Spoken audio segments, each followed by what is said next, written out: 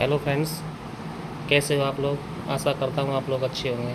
आज हम बात करेंगे सीआरपीएफ ट्रेड्समैन 2026 की न्यू वैकेंसी के बारे में। सबसे पहले आप सीआरपीएफ की ऑफिशियल वेबसाइट पर आएंगे। रिक्रूटमेंट सीआरपीएफ के पोर्टल पर आएंगे।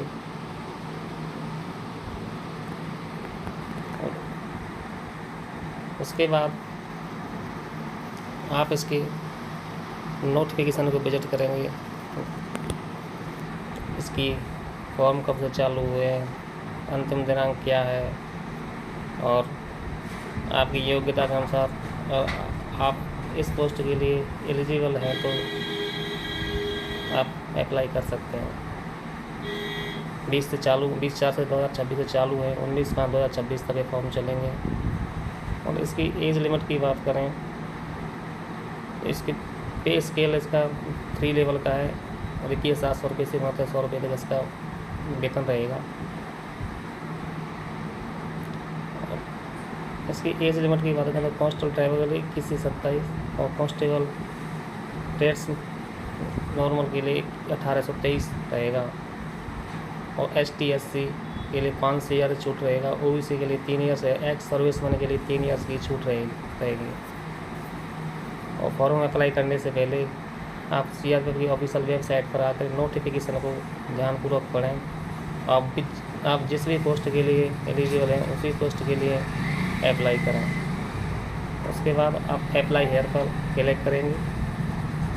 फिर कैंडिडेट स्वयं का नाम लिखेगा, फर्स्ट नेम, सेकंड नेम और last name.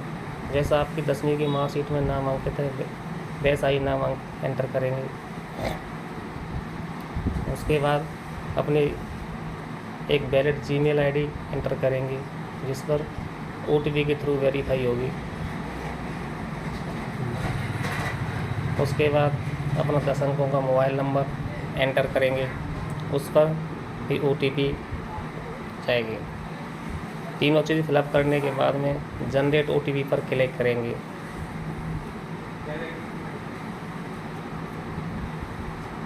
Generate OTP click करने के बाद में आपके जीमेल आईडी पर एक मोबाइल फ़ोन पर OTP आएगा, उसको एंटर करेंगे और वेरीफाई OTP पर क्लिक करेंगे। उसके बाद कुछ दिशा निर्देश खुलेंगे, उनको अच्छी तरीक़ा से रीड करना है और उसके बाद क्लोज कर देना है।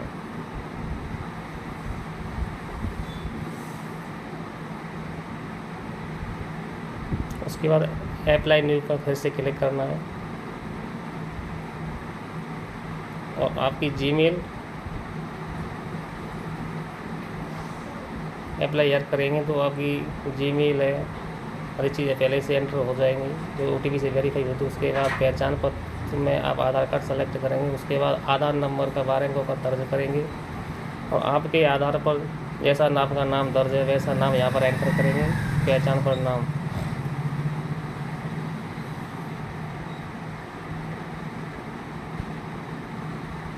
उसके बाद अपनी डेट ऑफ बर्थ मेंशन करेंगे जैसा कि आपकी 10वीं की अंक तालिका में दर्ज है। एज अपने आप इसमें फिलअप हो जाएगी।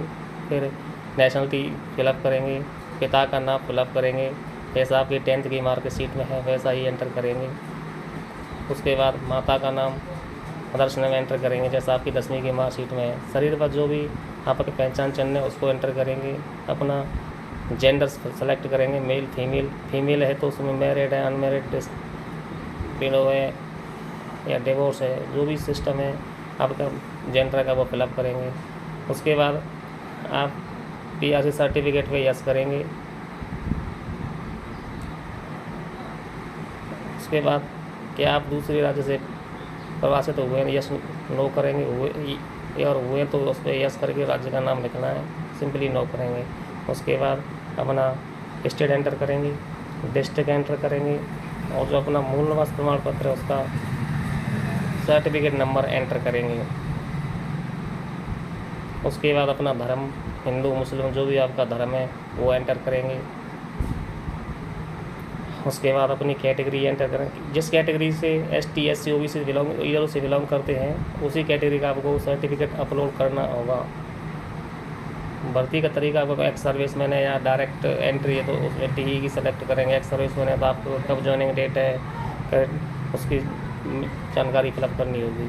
नहीं सिंपली नो करेंगे कि आप भूतपूर्व सैनिक है, नो करेंगे। यस है तो आप उसकी जानकारी देनी होगी कि आपके खिलाफ आपराधिक मामला लंबित है, इसे सिंपली नो करना है। देख के भले हो। उसके बाद क्या आपके माता पिता 1984 के दंगों में मारे गए आश्रित बच्चे हैं, उसके बाद नो करेंगे। क्या आपके पास कोई स्पोर्ट्स है, कोई संबंधित कोई सर्टिफिकेट है, यस करेंगे तो उसकी डिटेल भरनी पड़ेगी, मेंशन करनी पड़ेगी कि डिस्ट्रिक्ट लेवल का, स्टेट लेवल का है, कहाँ से लिया है, वो सारी डिटेल यहाँ पर एंटर करनी पड़ेगी। और आपके पास कोई नहीं है तो सिंपली इसमें नो कर देंगे। अब पोस्ट के लिए आपको बार्बर है और ड्राइवर है, इलेक्ट्रीशियन है, माली है, सफाई कर्मचारी है, जैसी आपके पास सर्टिफिकेट योग्यता है उसके अनुसार यहाँ पर अपनी पोस्ट सेलेक्ट करेंगे। पोस्ट सेलेक्ट उसी चीज़ से संबंधित करें जिसके पास जैसा आपके पास में सर्टिफिकेट है। उसके बाद सेव एंड नेक्स्ट करेंगे। Save and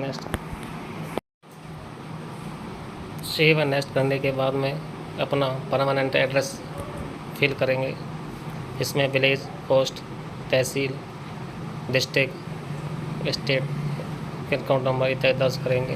pin code number डालेंगे। उसके बाद में फिर से स्टेट सेलेक्ट करेंगे, डिस्ट्रिक्ट सेलेक्ट करेंगे, अपने गांव या शहर का नाम एंटर करेंगे, निकटतम पुलिस स्टेशन आपका जो भी लगता है वो एंटर करेंगे, पोस्ट ऑफिस एंटर करेंगे, तहसील का नाम एंटर करेंगे और आपका पत्राचार का पता और परमानेंट एड्रेस सेम हो तो सेम टिक मार्क पर क्लिक करेंगे।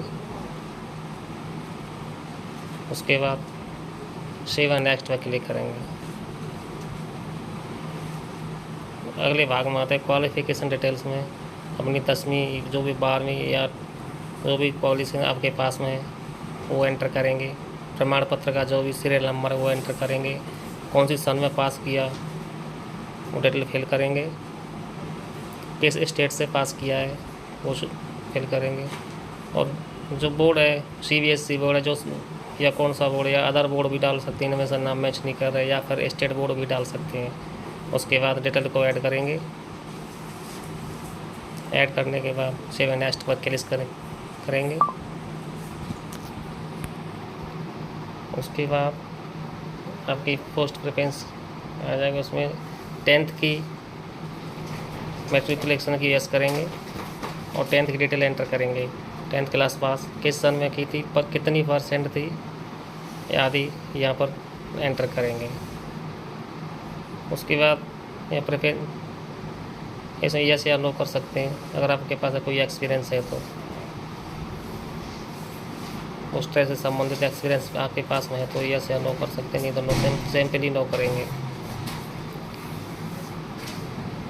आप optional apply for another post में फाइनल में करना चाहते हैं तो कर सकते हैं, नहीं इसको भी खाली छोड़ सकते हैं और सेव एंड नेक्स्ट पे क्लिक करेंगे।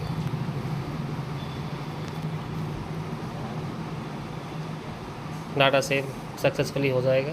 उसके बाद में आपका फ़ोटोग्राफ, सिग्नेचर और कास्ट सर्टिफिकेट और 10th की मार्कशीट अपलोड करने का ऑप्शन खुलेगा, जिसमें आपके फ़ोटोग्राफ का साइज़ और JPG, PNG में 50 से 100 KB, सिग्नेचर 50 से 100 KB और अदर डॉक्यूमेंट है वो 100 से 500 KB, PNG, PDF इत्यादि में करेंगे। डॉक्यूमेंट अपलोड करने के बाद में सेव एंड नेक्स्ट पर क्लिक करेंगे। फिर आपके सामने एप्लीकेशन का रिव्यू दिख जाएगा। जो भी अपनी जानकारी एंटर की है 10th के अकॉर्डिंग उसको सारी जानकारी को एक बार रीड आउट करेंगे। रीड आउट करने के बाद आप नीचे स्क्रॉल करेंगे और प्लेस का नाम भरेंगे।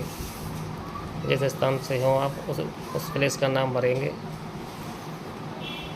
और फिर सेंटर चॉइस करेंगे। जिस आपके शहर है आपकी कहीं से भी जो नज़दीक पड़ता है जहाँ से वो सेंटर चॉइस करेंगे। उसके बाद टिक मार्क को क्लियर करेंगे और पे नाउ पर क्लिक करेंगे। ST/SC के लिए 47.20 रुपये जो फीस है वो CSE गवर्नेंस की है, इसके लिए आप कार्ड यूज़ कर सकते हो, कार्ड का नाम और एक्सपायरी डेट, CCV नंबर, या आप नेट बैंकिंग भी यूज़ कर सकते हो।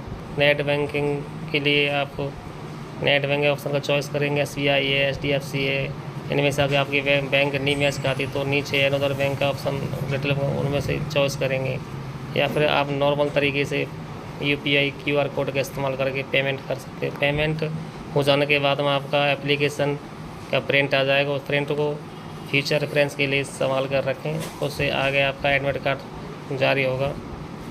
दोस्तों, अगर आपको हमारी जानकारी सही लगी हो तो हमारे चैनल को सब्सक्राइब एवं शेयर करें। धन्यवाद।